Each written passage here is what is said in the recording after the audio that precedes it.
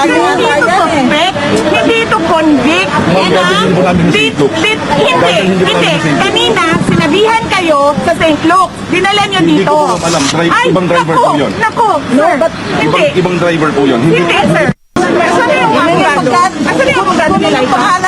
Si attorney. Hindi ka na